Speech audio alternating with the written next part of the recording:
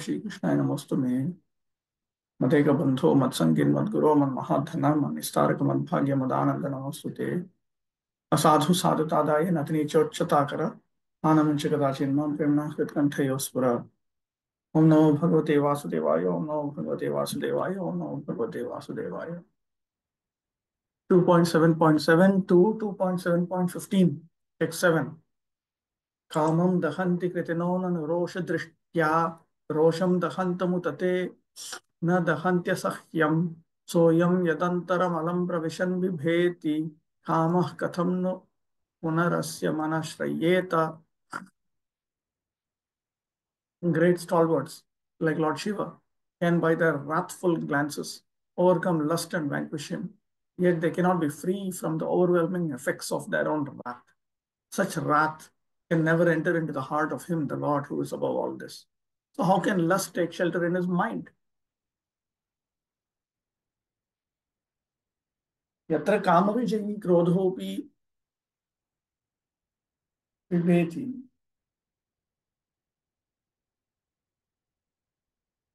यत्र कामो न प्रभवति इति किं वक्तव्यम् इत्याह कामम्.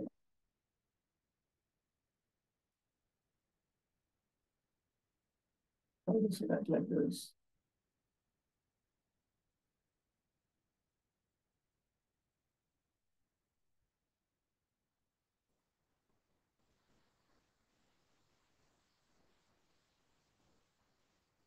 What is it? Yatra Kamavijayi.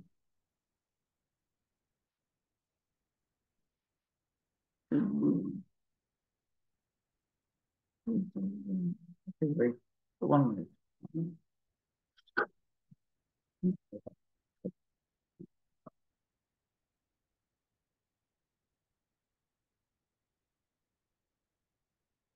This is 2.7.7.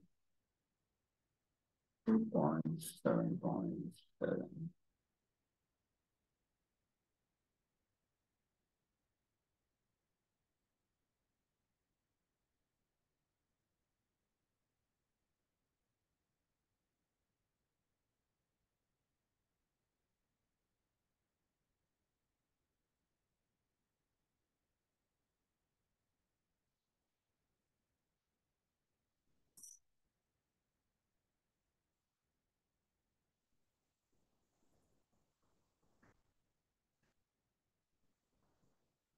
Okay.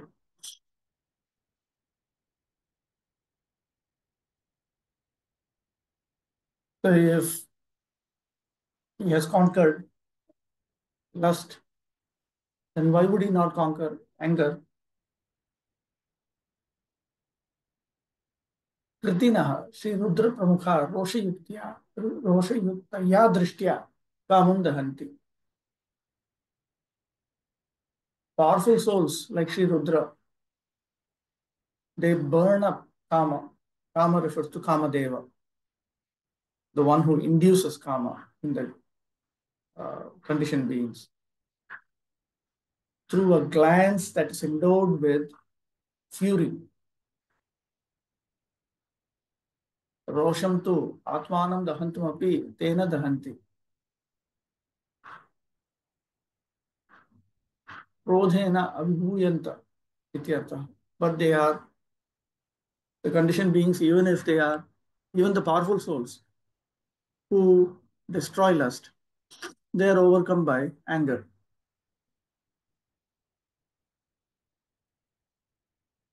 But anger itself is frightened of him because his mind is completely pure, spotless. Bhagavataha kama vijayoyam nadbhutaha. The Supreme Personality of Godhead's uh, victory over Cupid is not astonishing. Yataha tatra krodham akurvanaha krodhajayam api anye dushkaram kritavan. Because he has also conquered anger.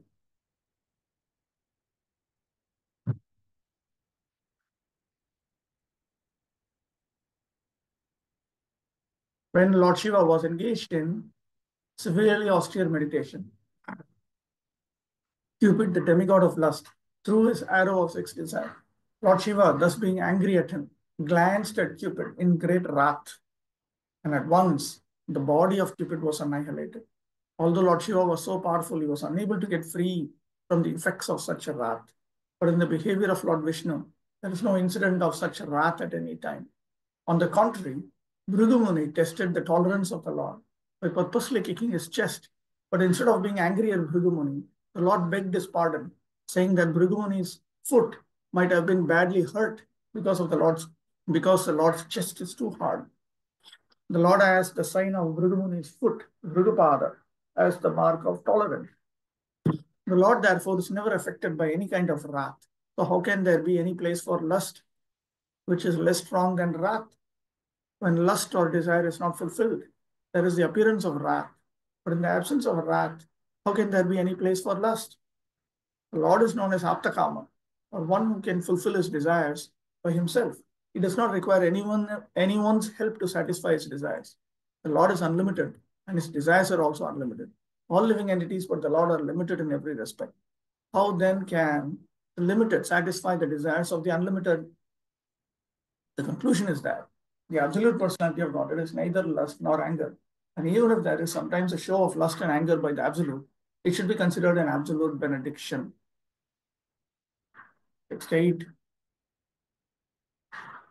Viddha sapatnyudita patribhirantiragyo balo pisannupagatas tasma adad dhruvagatim granate prasanno divyastu vanti munayo yadupar yadhastat. Being insulted by sharp words spoken by the co-wife of the king, even in his presence, Prince Dhruva, though only a boy, took to severe penances in the forest, and the Lord, being satisfied by his prayer, awarded him the Dhruva planet, which is worshipped by great sages both upward and downward.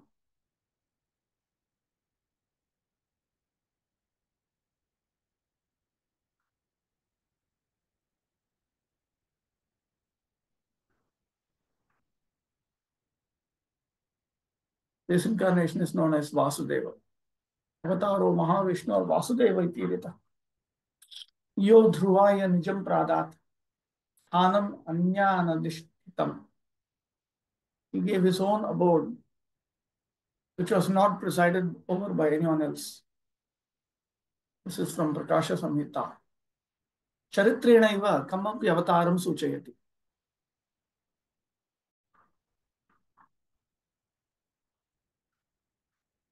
So he now describes another incarnation of the Lord.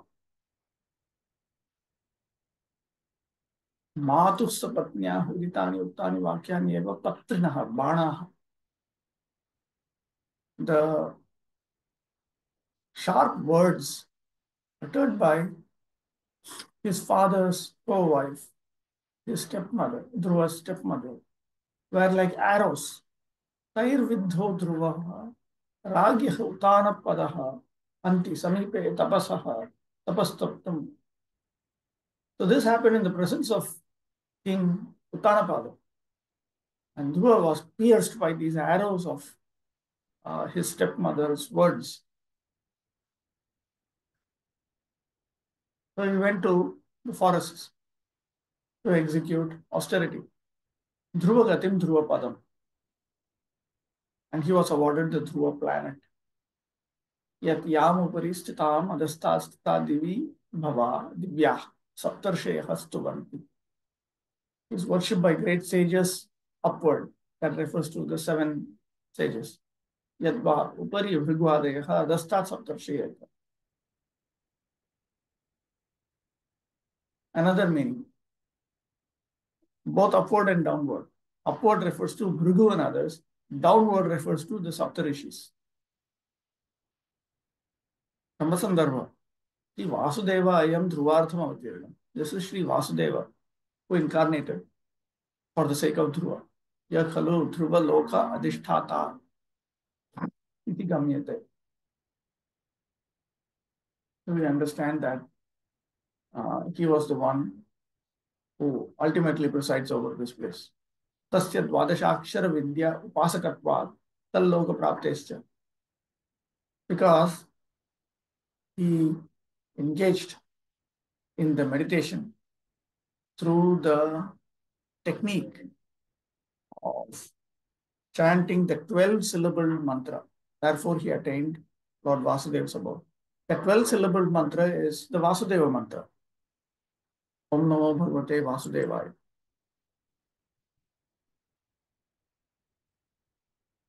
Prishnigarbhavatara. This is the incarnation known as Prishnigarbha.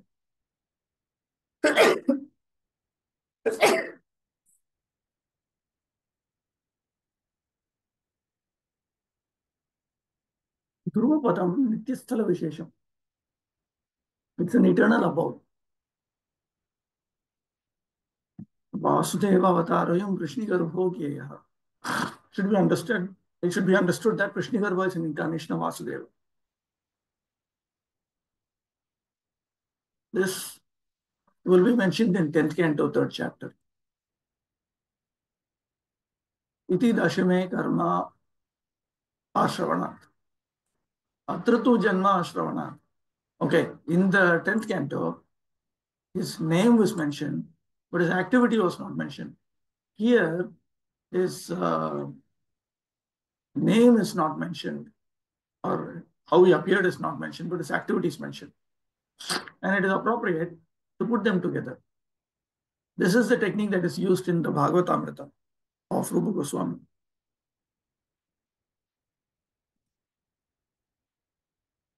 न चात्र ध्रुवार्थम वैकुंठात् नारायण एव आगतः. It is not that Lord Narayana came from Vaikuntha or Dhruva. Tena pruthageva ayam dhruva priyaha avatara iti vachyam. Yatuktam tatraiva.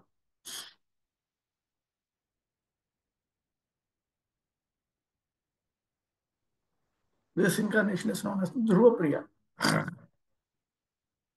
When he was only 5 years old, Prince Dhruva, a great devotee and the son of Maharaj Uttanapada, was sitting on the lap of his father. His stepmother did not like the king's patting her stepson, so she dragged him out, saying that he could not claim to sit on the lap of the king because he was not born out of her womb. The little boy felt insulted by this act of his stepmother. Nor did his father make any protest, for he was too attached to his second wife. After this incident, Prince Dhruva went to his own mother and complained. His real mother also could not take any step against this insulting behavior, and so she wept. The boy inquired from his mother how he could sit on the royal throne of his father, and the poor queen replied that only the Lord could help him. The boy inquired where the Lord could be seen, and the queen replied that it is said that the Lord is sometimes seen by great sages in the dense forest.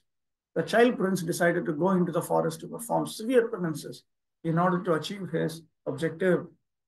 Prince Dhruva performed a stringent type of penance under the instruction of his spiritual master, Sri Narada Muni, who was specifically deputed for this purpose by the personality of Godhead. Prince Dhruva was initiated by Narada into chanting the hymn composed of 12 syllables, namely Om Namo Bhagavate Vasudevaya. And Lord Vasudeva incarnated himself as Prishnigarbha, the personality of Godhead with 4 hands, and awarded the prince a specific planet above the 7 stars. Prince Dhruva, after achieving success in his undertakings, saw the Lord face to face, and he was satisfied that all his needs were fulfilled. The planet awarded to Prince Dhruva Maharaj is a fixed Vaikuntha planet installed in the material atmosphere by the will of the Supreme Lord Vasudeva. This planet, although within the material world, will not be annihilated at the time of devastation, but will remain fixed in its place. And because it is a Vaikuntha planet, never to be annihilated, it is worshipped even by the denizens of the 7 stars situated below the Dhruva planet, as well as by the planets which are even above the Dhruva planet. Maharshi Bhrigu's planet is situated above the Dhruva planet. So the Lord incarnated himself as Prishnigarbha, just to satisfy a pure devotee of the Lord. And Prince Dhruva achieved this perfection simply by chanting the hymn mentioned above, after being initiated by another pure devotee, Narada. A serious personality can thus achieve the highest perfection of meeting the Lord and attain his objective simply by being guided by a pure devotee who automatically approaches by dint of one's serious determination to meet the Lord by all means. So from Dhruva Maharaj, we learned this important lesson. We need to be determined. Determined, determined, determined, determined, determined. We need to be determined. The description of Prince Dhruva's activities can be read in detail in the fourth canto of Srimad Bhagavatam. When Lord Chaitanya Mahaprabhu was in Puri, he had Gadadhar Pandit read out to him this Dhruva, this life of Dhruva and the life of Prahlad 100 times. Chaitanya Bhagavat, text 9. यद्वेनमुत्पथगतं द्विजवाक्य वज्र निष्प्लुष्ट पौरुष भगम निरये पतन्तं त्रात्वार्थितो जगति पुत्र पदम च लेभे दुग्धा वसूनि वसुधा सकलानि येन. Maharaj Vena went astray from the path of righteousness, and the Brahmanas chastised him by the thunderbolt curse. By this, King Vena was burnt with his good deeds and opulence and was en route to hell. The Lord, by his causeless mercy, descended as his son by the name of Prithu, delivered the condemned King Vena from hell, and exploited the earth by drawing all kinds of crops as produce.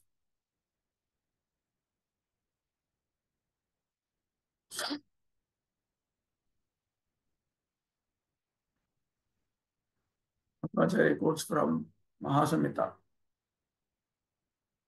Prithu Nama Maharaja. Prithu was a famous great king. Tatra Vishnu Swayam Prabhu Prithanama Chaturbahu Pravishtasthena cha Arthitaha.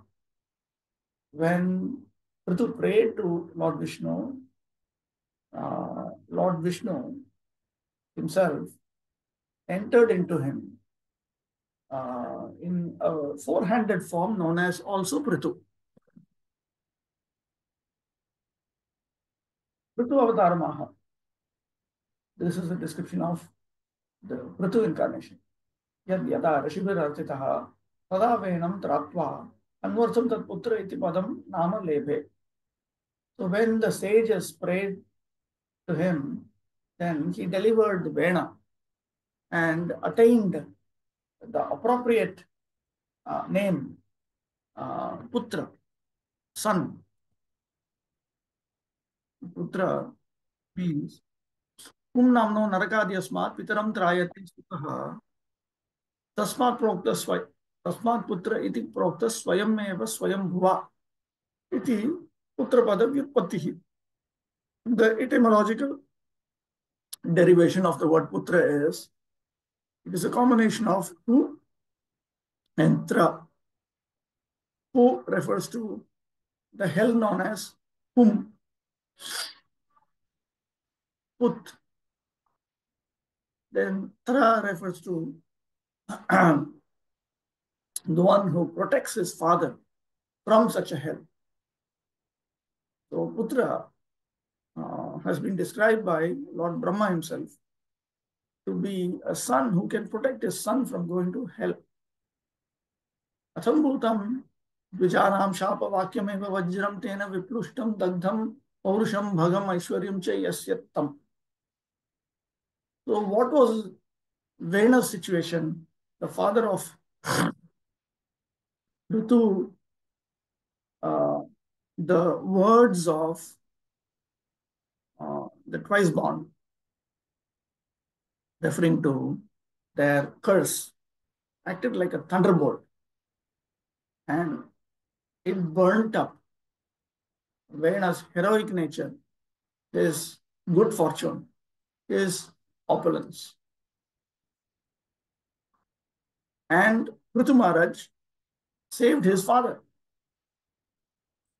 Charitrantara, another activity of King Prithu. Yena cha jagati jagadarthe vasuni annadi dravyani dugdha.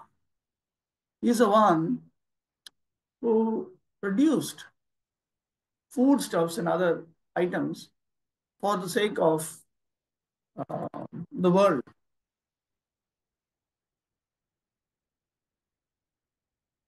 Niraye patantamiti punah punah patanaya sajjamanam ratva putrapadam cha lebha iti. Something here in the chat box. Did Dhruvaloka exist before Dhruva Maharaj's pastimes? Looks like it's an eternal place. How did Dhruva Maharaj achieve the Lord in such a short period of time? He was so determined. When you are very determined, then the Lord appears instantly. Does Bhrigu have his own planet? Is there any specific reason for it? Bhrigu lives in, Bhrigu and the other sages live in the upper planets. I think in Janaloka. Uh, I think it's in Janaloka or Tapaloka, one of these two. Niraya patantam iti punah punah patanaya sajjamanam. So Vena was repeatedly going towards hell. He was en route to hell. Ratva putrapadam chaleva. But he was saved. He was saved by Prithu Maharaj, who then was recognized as being a putra of Vena. न केवलं त्रातवान् अपि तु पुत्रपदं च पुत्रत्वमपि लेभ इति अर्थव्यक्त्या तत्र उद्यतेषु मुनिषु कारुण्यविशेषव्यक्तिः. So from this, it is understood that the sages had mercy upon Vena. त्वा प्रत्ययस्तु त्राणस्य आवश्यकता विवक्षया भाविनी भूतवन् निर्देशात्. किन्तु सप्तमस्कन्धे भगवन्निन्दया वेणो द्विजे तमसि पातित इति अनुसारेण एकदा श्री पृथुराजेन श्री नारदात् स्वपितुर्नरकभोगानन्तरं पुष्टिं लेच्छ प्राप्तिं श्रुत्वा तम् आनीय पृथुरुदक आख्य कुरुक्षेत्रतीर्थे स्नपनादिना क्रमेण तद् अपरिच्छेद्य यातना भोगात् उद्धधारेति वामनपुराणात् विशेषज्ञेय. Again and again and again, Vena was supposed to go to hell. But from the 7th canto, we learn that Vena, because of his criticism because of his blasphemy of the Supreme Personality of Godhead, he was forced to fall down into ignorance by the twice born. So from the Vamana Purana, we learn of certain details. At one time, King Prithu, he heard from Sri Narada that his father, after having experienced the torments of hell, had become mlecha with leprosy. Having heard this, he brought that person, who in his previous life was his father. He brought him to a particular holy place in Kurukshetra, now known as Prithudaka, the lake of Prithu. He had him take bath in that, etc. And in that way, he delivered him from from having to experience unlimited means.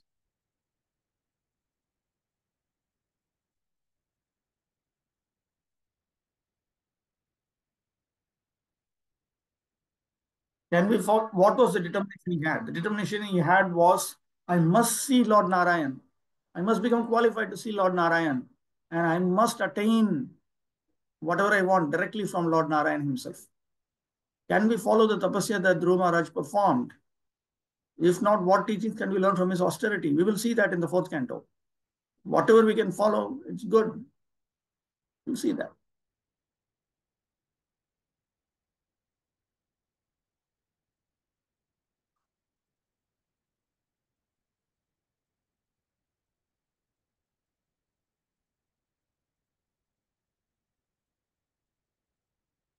According to the system of Varnashrama Dharma, the pious and learned Brahmanas were the natural guardians of society.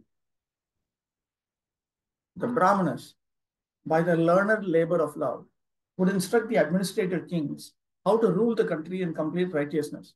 And thus the process would go on as a perfect welfare state. The kings or the Kshatriya administrators would always consult the council of learned Brahmanas.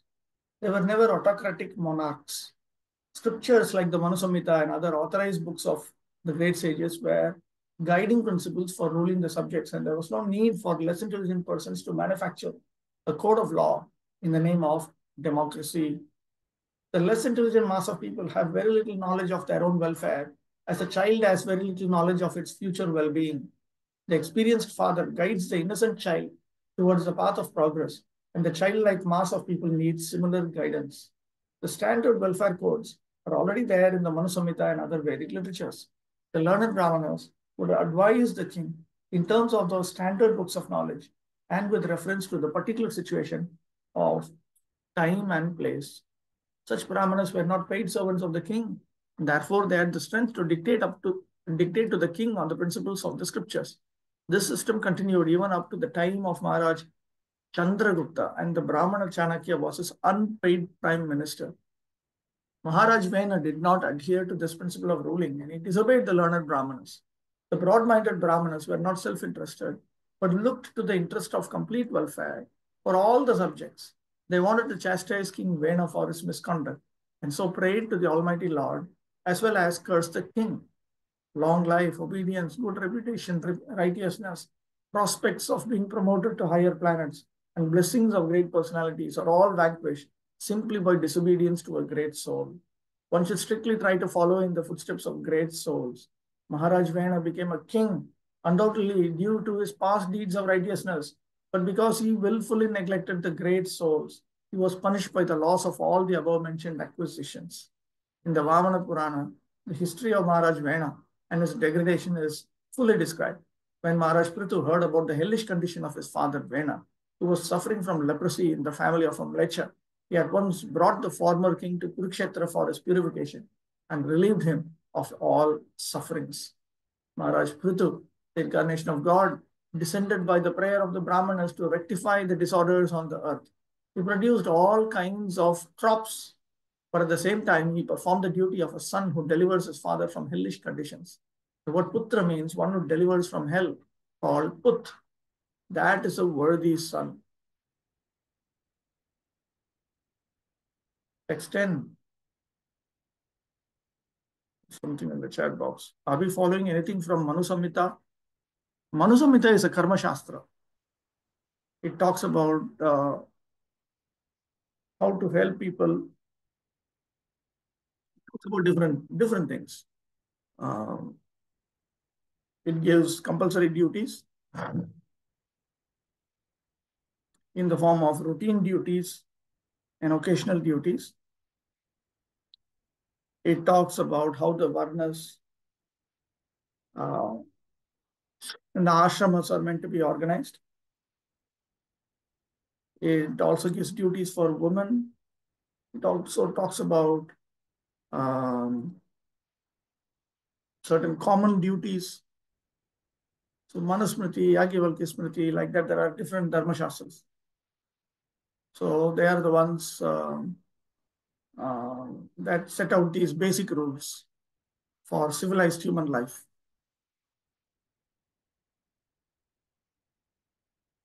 Those who take up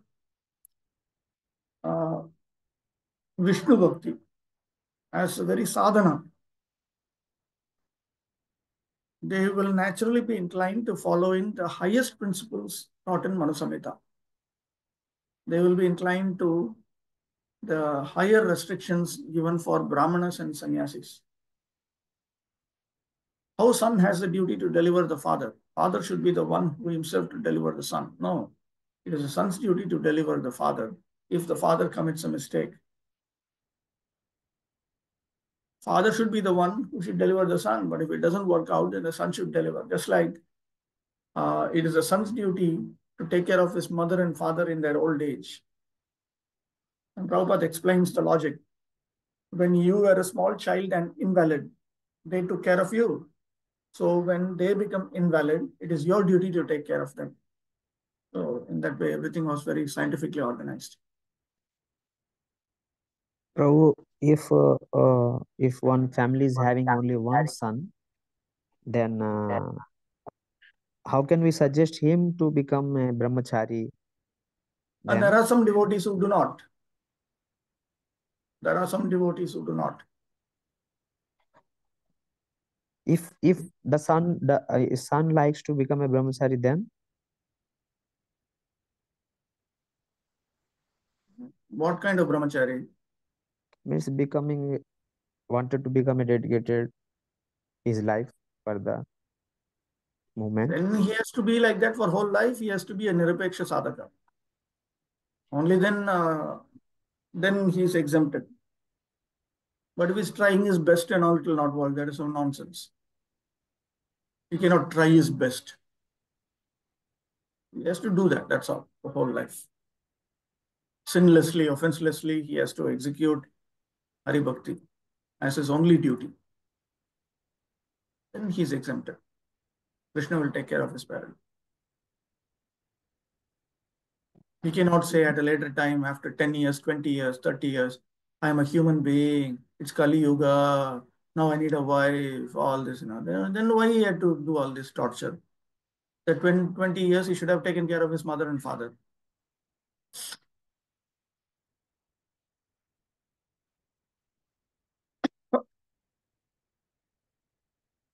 It's 10.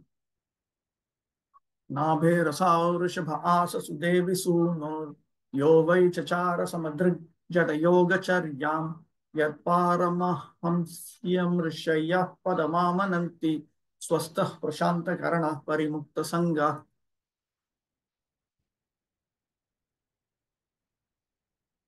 The Lord appeared as a son of Sudevi, the wife of King Nabhi, and was known as Rishabhadev.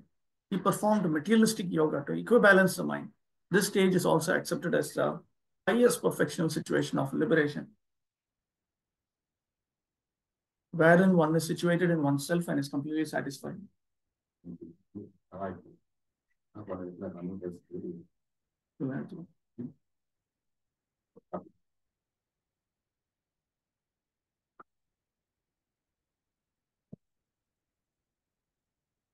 ऋषभावतारमः असौ हरिर् नाभिर् अग्निद्रपुत्रात् सुदेव्याः सोनुरास. Lord Hari uh, became the son of Sudevi while accepting Agnitra as his no Nabhi as his father. Nabhi himself was a son of Agnitra. नाभेर भार्याया मेरुदेव्या एव सुदेवी इत्यपि संज्ञा. This Sudevi was also known as Merudevi. Jadavad yogena nitya samadhina charyam. He performed materialistic yoga. Jada yoga charyam. That means he was he executed performances of uninterrupted samadhi as if he was just a material stone. Tatra hetuhu samadrik. He could do it because he was equipoised. Tatrapi hetuhu. And the cause for that, swastha, swaswarupistitaha, because he was situated in his constitutional position of realization. Yataha, because prashantendriyaha, his senses were under control. Tatkutaha, how's that? Yataha paritaha mukta sangaha, because he was completely freed from unnecessary association, material association.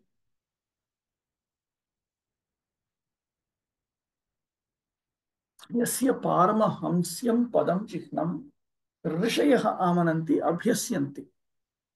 Sages practice the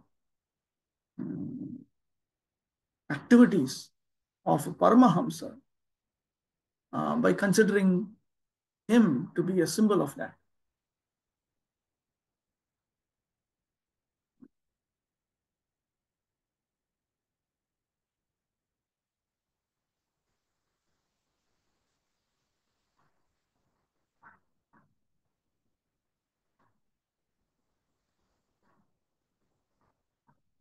Now, one point Vishwanath Chakravarti Thakur makes, he was not attracted to the sages who were trying to follow him.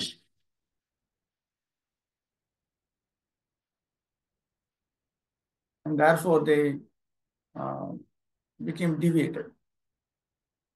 Anyway, we will come across this in fifth canto, Rishabhadev. The Jains, they came out of this only, Rishabhadev. Out of many types of mystic performances for self-realization, the process of Jada Yoga is also one accepted by authorities. This Jada Yoga involves practicing becoming like a dumb stone and not being affected by material reactions. Just as a stone is indifferent to all kinds of attacks and reattacks of external situations. Similarly, one practices Jada Yoga by tolerating voluntary infliction of pain upon the material body. Such yogis, out of many self-infliction methods, practice plucking out the hairs on their heads without shaving and without any instrumental help. But the real purpose of such Jada Yoga practice is to get free from all material affection and to be completely situated in the self. At the last stage of his life, Emperor Rishabhadev wandered like a dumb madman, unaffected by all kinds of bodily mistreatment. Seeing him like a madman, wandering naked with a long hair and a long beard, less intelligent children and men in the street used to spit on him and urinate on his body. He used to lie in his own stool and never move, but his stool was aromatic like fragrant flowers, and a saintly person would recognize him as a Paramahamsa, one in the highest state of human perfection. One who is not able to make his stool fragrant, however, fragrant should not, however, imitate Emperor Rishabhadev. The practice of Jada Yoga was possible for Rishabhadev and others on the same level of perfection, but such an uncommon practice is impossible for an ordinary man. The real purpose of Jada Yoga, as mentioned here in this verse, is Prashanta Karma, or subduing the senses. The whole process of yoga, under whatever heading it may be, is to control the unbridled. Unbridled means unrestricted material senses and thus prepare oneself for self-realization. So in other words, first we control the senses in order to engage in this, in a yogic practice, any yogic practice, Jnana Yoga, Ashtanga Yoga, Bhakti Yoga. And that further reinforces that control of the senses. It makes the senses even more controlled. In this age specifically, this Jada Yoga cannot be of any practical value, but on the other hand, the practice of Bhakti Yoga is feasible because it is just suitable for this age. The simple method of hearing from the right source, Srimad Bhagavatam, will lead one to the highest perfection stage of yoga. Rishabhadev was the son of King Nabhi and the grandson of King Agnidhra, and he was the father of King Bharata, after whose name this planet Earth was called Bharatavarsha. Rishabhadev's mother was also known as Meru Devi, although her name is mentioned here as Sudevi. It is sometimes proposed that Sudevi was another wife of King Nabhi, but since King Rishabhadev is mentioned elsewhere as a son of Meru Devi, it is clear that Meru Devi and Sudevi are the same person under different names. Text 11. Satre mamas bhagavan hayashirashatho sakshat sayagya purushastapaniya varna chandomayo makamayo kila devatatma vacho babhuva rushati shvasatosya nastah. The Lord appeared as the Hayagriva incarnation in a sacrifice performed by me, Brahma. He is a personified sacrifices, and the hue of his body is golden. He is a personified Vedas as well, and the super soul of all demigods. When he breathed, all the sweet sounds of the Vedic hymns came out of his nostrils. Yes. So then these Jain people, how they follow the Rishabhadeva's teachings? Prabhupada is No. mentioning here They that. just try to imitate him. They try to imitate him. We'll come across this fifth canto. Yeah. It started off by an imitation of Rishabhadeva.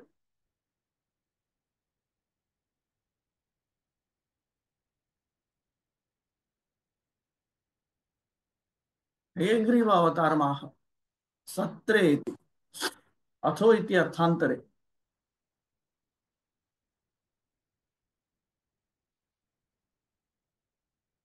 स एव साक्षात् भगवान् मम ब्रह्मणः सत्रे यज्ञे हयशीर्षा आस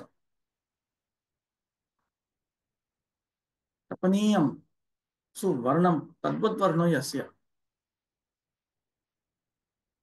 छन्दोमयो वेदमयः तद्विधेया ये मखास्तन्मयः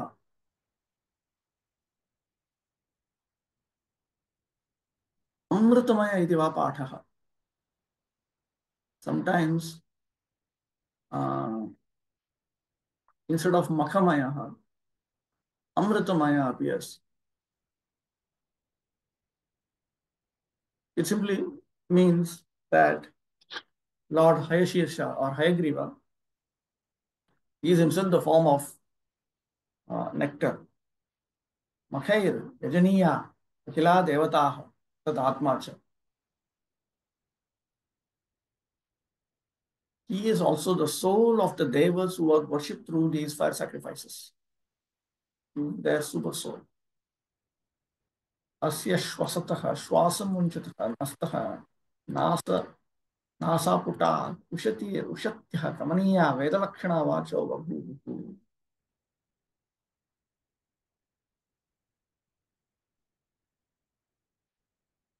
अत्र छन्दे इति विशेषणत्रयेण कर्मकाण्ड ज्ञानकाण्ड काण्ड काण्ड काण्ड ज्ञानकाण्ड देवताकाण्ड सम्बन्धिन्यः श्रुतयः इति गम्यते. The Vedic hymns that came out, they are pertaining to Karmakanda, Jnanakanda, Devatakanda. This can be understood by the three adjectives that are used to describe Lord. Chandamaya, Akhamaya, Devatatma.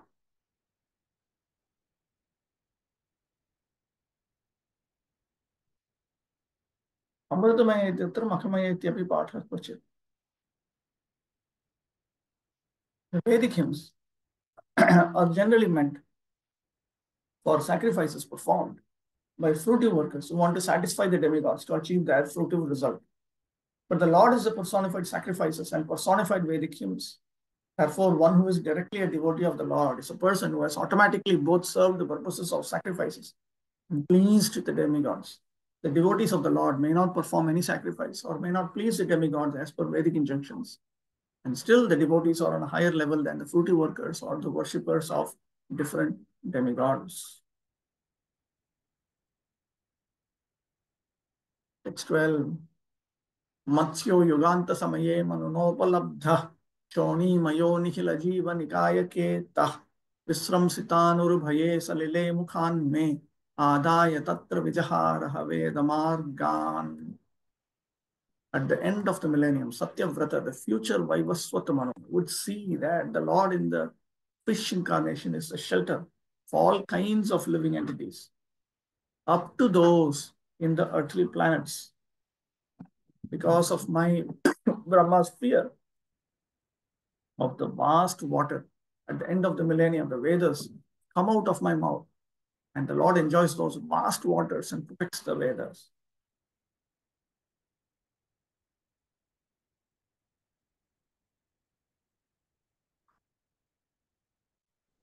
Shoni Mayaha. Where is that?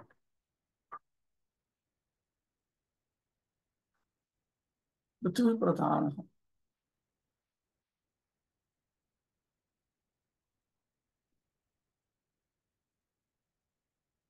Ashraya. So Lord Matsya, he became the shelter for all the living entities in the land. Therefore, he also became the shelter of all the living beings.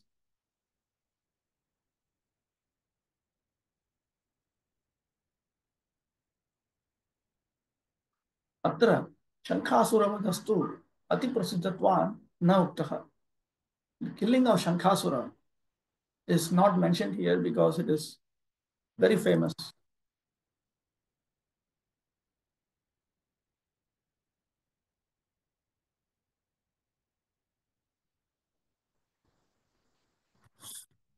During one day of Brahma, there are 14 Manu. At the end of each Manu, There is devastation up to the earthly planets, and the vast water is fearful even to Brahma. So, in the previous life of Vaivasvata Manu, such devastation would be seen by him. There would be many other incidents also, such as the killing of the famous Shankasura. This foretelling is by the past experience of Brahmaji, who knew that in that fearful, devastating scene, the Vedas would come out of his mouth, but that the Lord in his fifth incarnation would save not only the Vedas, but also all living entities, namely the demigods, animals, men, and great sages. Question here. How big was the fish incarnation that it could provide shelter for all? We will see that, 8th canto. Very beautiful description. Initially, he was a small little fish, and he became big, big, big, big, big, gigantic. He became. Text 13. क्षीरोदधावमरदानवयूथपानाम् उन्मथ्नताममृतलब्धय आदिदेवः पृष्ठेन कच्छपवपुर्विदधारगोत्रम् निद्राक्षणो निद्राक्षणोद्रिपरिवर्तकषाणकण्डू. The primeval Lord then assumed the tortoise incarnation in order to serve as a resting place pivot for the Mandara mountain, which was acting as a churning rod. The demigods and demons were churning the ocean of milk with the Mandara mountain in order to extract nectar. The mountain moved back and forth, scratching the back of Lord Tortoise, who, while partially sleeping, was experiencing an itching sensation.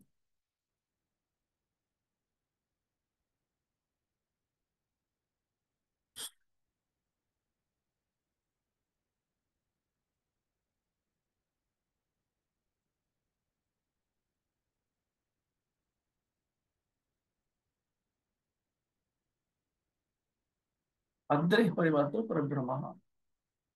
So the mountain was being churned.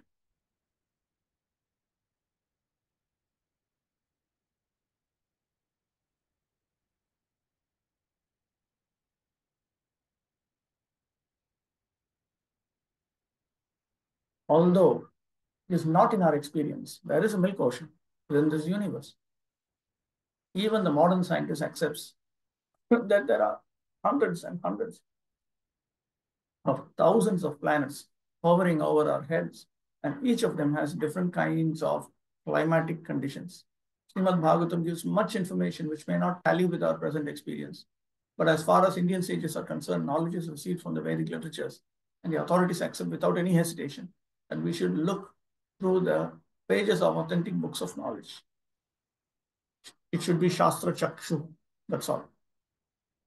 So we cannot deny the existence of the ocean of milk as stated in the Srimad Bhagavatam unless and until we have experimentally seen all the planets hovering in space. Since such an experiment is not possible, naturally we have to accept the statement of Srimad Bhagavatam as it is, because it is so accepted by spiritual leaders like Sridhar Swami, Jiva Goswami, Vishnu Chakravarti, and others. The Vedic process is to follow in the footsteps of great authorities. And that is the only process for knowing that which is beyond our imagination. The primeval Lord, being all-powerful, can do whatever he likes, and therefore is assuming the incarnation of a tortoise or a fish for serving a particular purpose is not at all astonishing. Therefore, we should not have any hesitation whatsoever in accepting the statements of the authentic scriptures like Srimad Bhagavatam. The gigantic work of churning the milk ocean by the combined effort of the demigods and the demons required a gigantic resting ground or pivot for the gigantic Mandara hill. Thus, to help the attempt of the demigods, the primeval Lord assumed the incarnation of a gigantic tortoise swimming in the ocean of milk. At the same time, the mountain scratched his backbone as he was partially sleeping and thus relieved his itching sensation. This churning of the milk ocean, this comes in 8th canto. A number of interesting events took place at that time.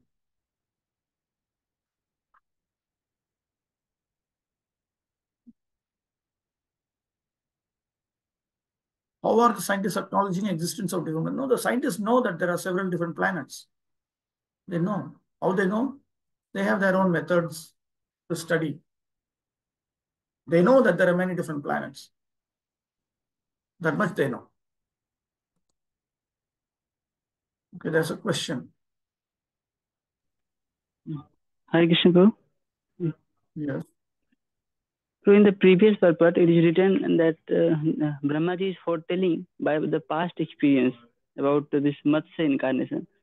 So past incarnation, past experience means the previous kalpa. Previous kalpa, yeah. So means every kalpa Matsya incarnation comes first, you know? There is a sort of schedule given in Laghu Bhagavatamrita about different forms of the Lord who appear once a kalpa, who appear twice in a kalpa, like that. Some of them appear a number of times. That list comes in Rupa Goswami's Bhagavatamrita. If I remember correctly, Matsya appears at least once, if not twice, maybe more Okay. times. That list comes in Laghu Bhagavatamrita. Yes, thank you, Prabhu. Text 14. त्रैपिष्टपोर्भयहा सनृसिंहरूपं कृत्वा भ्रमद्भ्रुकुटिदंष्ट्रकराळवक्त्रं दैत्येन्द्रमाशुगदयाभिपतन्तमारात् ऊरौ निपात्य विददारनखैः स्फुरन्तम्. The personality of Godhead assumed the incarnation of Nrsimhadev in order to vanquish the great fears of the demigods. He killed the king of the demons, Hiranyakashipu, who challenged the Lord with a club in his hand by placing the demon on his thighs and piercing him with his nails, rolling his eyebrows in anger, and showing his fearful teeth and long.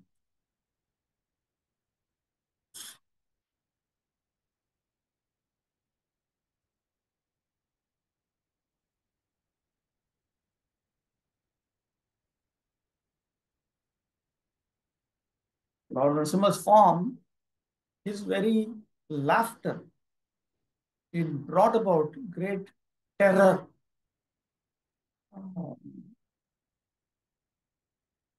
in the Devas also.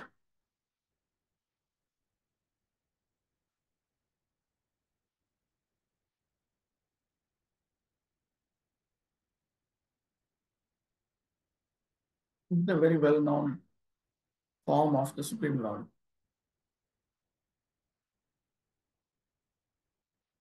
The history of Hiranyakashipu and his great devotee son Prahlad Maharaj is narrated in the 7th canto of Srimad Bhagavatam. Hiranyakashipu became very powerful by material achievements and thought himself to be immortal by the grace of Brahmaji. Brahmaji declined to award him the benediction of immortality because he himself is not an immortal being. But Hiranyakashipu derived Brahmaji's benediction in a roundabout way, almost equal to becoming an immortal being. Hiranyakashipu was sure that he would not be killed by any man or demigod or by any kind of known weapon, nor would he die during the day or night. The Lord, however, assumed the incarnation of half man and half lion, which was beyond the imagination of a materialistic demon like Hiranyakashipu. And thus, keeping pace with the benediction of Brahmaji, the Lord killed him. He killed him on his lap so that he was killed neither on the land, nor on the water, nor in the sky. The demon was pierced by Nrsimha's nails, which are beyond the human weapons imaginable by Hiranyakashipu. So therefore, it has been remarked that this process of neti, not this, not that, not this, not that, which the Gyanis, impersonal Gyanis attempt to use to understand the nature of the absolute truth, it will fail. It's like Hiranyakashipu, he said, not this, not this, not this, not that. I cannot be killed by this, I cannot be killed by that, I cannot, all this. But still, the absolute truth is beyond the reach of all of these restrictions. So like that, this process of neti can only help you to understand what is not matter, but it cannot actually help us understand the nature of the absolute truth himself. The literal meaning of Hiranyakashipu is one who is after gold and soft bedding, the ultimate aim of all materialistic men. Such demoniac men who have no relationship with God gradually become puffed up by material acquisitions begin to challenge the authority of the Supreme Lord and torture those who are devotees of the Lord. Prahlad Maharaj happened to be the son of Hiranyakashipu, and because the boy was a great devotee, his father tortured him to the best of his ability. In this extreme situation, the Lord assumed the incarnation of Nrsimhadev, and just to finish the enemy of the demigods, the Lord killed Hiranyakashipu in a manner beyond the demon's imagination. Materialistic plans of godless demons are always frustrated by the all-powerful. We will find throughout Srimad Bhagavatam, the Supreme Personality of Godhead will always, he always tries to protect the demigods because the demigods are obedient. You cannot, because they are devotees of Lord Vishnu. Unless one becomes a devotee of Lord Vishnu, one is not given the post of a demigod. And it is also an opportunity for them to make gradual progress towards Brahmaloka and then attain Vaikuntha.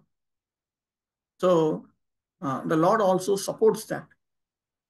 So whenever anyone tries to harass them, then the Lord comes forward and takes different measures to protect them. Text 15. Antasarasyuru balena adegrihito grahena yuthapatir grahena yuthapatirambhuja hasta arta ahedamadi purushakila lokanatha tirthashravashravana mangalanamadeya. The leader of the elephants, whose leg was attacked in a river by a crocodile of superior strength, was much aggrieved. Taking a lotus flower in his trunk, he addressed the Lord saying, O original enjoyer, Lord of the universe, O deliverer, as famous as a place of pilgrimage, all are purified simply by hearing your holy name, which is worthy to be chanted. Hari Sangyaka Avatar Maha, Antariti Yugalena. Then in two verses, 15, text 15 and text 16, the incarnation named Hari is described. He is the one who delivered Gajendra.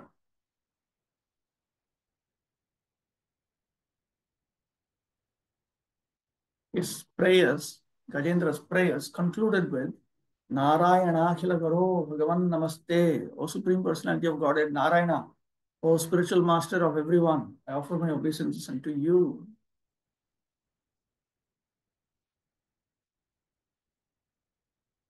Okay, I thought there's something here in the chat box.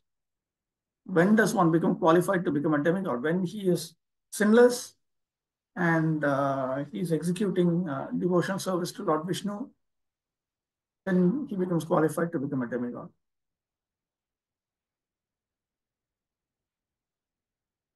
Idam Nama Chatushtayamaha. There are four names which were uttered by Gajendra. Adi Purusha, Akhila Lokanatha, Tirtha Shrava, Shravana Mangala Namatheya. Adi Purusha iti Tvam Adita eva Purusha Akara eva Aham tu Jivatvat Purusha hapi Samprati Papat Gaja Akara eveti Bhavaha. You are Adi Purusha. From the beginning, you have the form of a Purusha. But because I am a Jiva, even though I am also a Purusha, right now, due to my sins, I have the form of an elephant. This is implied here. Akhila Lokanam Natheti. Akhila Lokanatha. Mamapi Nathas Tvam Bhavitum Arhasi Eva Iti Bhavaha. You are the master of the entire, of all the living beings. That means you are the Lord of the universe, which implies that you should also become my Lord and you should protect me. Take care of me. Natha means caretaker. Shravana Mangaleti Sri Guru Mukha Tan Nama Yaya Shrutam Eva Tadapya Etat Amangalam Katham Iti Bhavaha.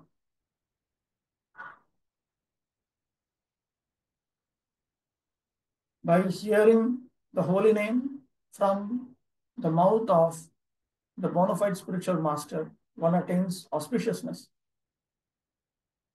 And I have done this. So how can I attain inauspiciousness? All are purified simply by hearing your holy name. I've also heard your holy name, which is worthy to be chanted. Then why am I undergoing this distress? That is the implication. The history of delivering the leader of the elephants, whose leg was attacked in the river by a crocodile of superior strength, is described in the 8th canto of Srimad Bhagavatam. Since the Lord is absolute knowledge, there is no difference between his holy name and the personality of God. The leader of the elephants was much distressed when he was attacked by the crocodile. Although an elephant is generally stronger than a crocodile, the latter is stronger than an elephant when it is in the water. But because the elephant had been a great devotee of the Lord in his previous birth, he was able to chant the holy name of the Lord by dint of his past good deeds. Every living entity is always distressed in this material world because this planet and this place is such that at every step one has to meet with some kind of distress. But one who is supported by his past good deeds engages himself in the devotion service of the Lord as confirmed in the Bhagavad Gita 7.16. Those who are supported by impious acts cannot be engaged in the devotion service of the Lord even though they are distressed. This is also confirmed in the Bhagavad Gita 7.15.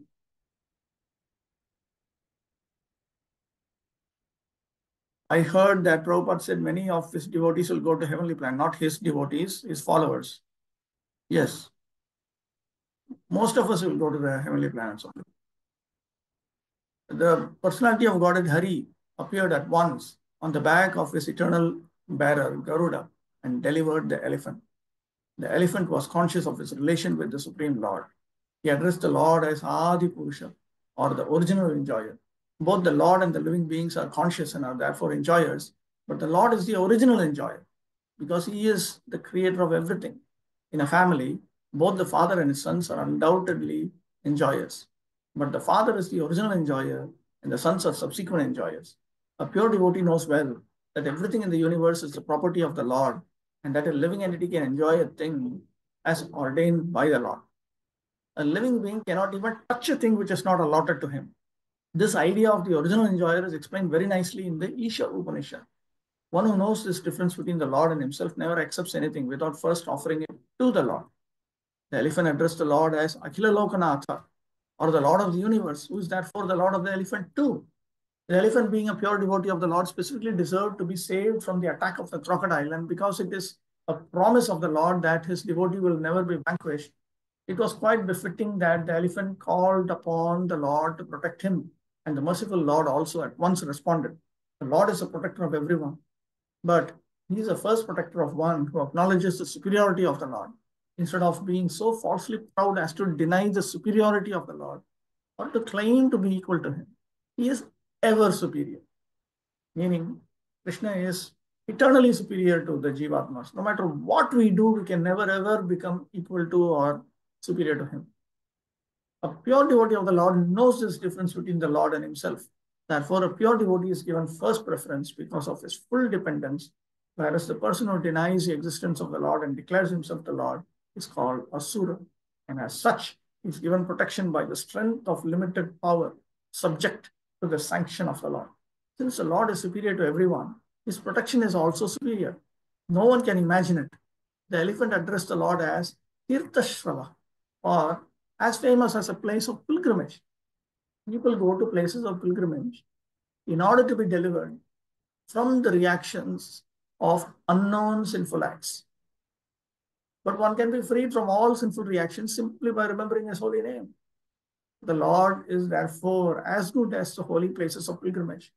One can be freed from all sinful reactions after reaching a place of pilgrimage, but one can have the same benefit at home or at any place simply by chanting the holy name of the Lord. For a pure devotee, there is no need to go to the holy place of pilgrimage. He can be delivered from all sinful acts simply by remembering the Lord in earnestness. A pure devotee of the Lord never commits any sinful acts. But because the whole world is full of sinful atmosphere, even a pure devotee may commit a sin unconsciously. As a matter of course, one who commits sinful acts unconsciously cannot be worthy of being a devotee of the Lord. But a pure devotee who unconsciously does something sinful is certainly delivered by the Lord because a pure devotee remembers the Lord always. The Lord's holy name is called Shravana Mangala. This means that one receives everything auspicious simply by hearing the holy name. In another place in Srimad Bhagavatam, his holy name is described as Punya Shravana Kirtana. It is a pious act simply to chant and hear all about the Lord. The Lord descends to the earth and acts like others in connection with the activities of the world just to create subject matters for hearing about Him. Otherwise, the Lord has nothing to do in this world, nor has He any obligation to do anything. He comes out of His own causeless mercy and acts as He desires. And the Vedas and Puranas are full of descriptions of His different activities, so that people in general may naturally be eager to hear and read something about His activities. Generally, however, the modern fictions and novels of the world occupy a greater part of people's valuable time. Such literatures cannot do good to anyone. On the contrary, they agitate the young mind unnecessarily and increase the modes of passion and ignorance, leading to increasing bondage to the material condition. The same aptitude for hearing and reading is better utilized in hearing and reading of the Lord's activities. This will give one all-around benefit. What is this committing sins unconsciously by pure devotees? There may be many. In the Dharma Shastras, there's a long list of sinful activities. There are also 5 types of sins which we encounter on a daily basis. When we walk over the land, we step over different creatures, we kill them. Like that, there are so many. The Panchasuna, the five kinds of sins are there. Like this, there are so many which are unconsciously done. It is concluded, therefore, that the holy name of the Lord and topics in relation with Him are always worth hearing. And therefore, here in this verse, he is called Namadheya, or one whose holy name is worth chanting. Shavanamangala Namadheya. Okay, so I'll stop with that.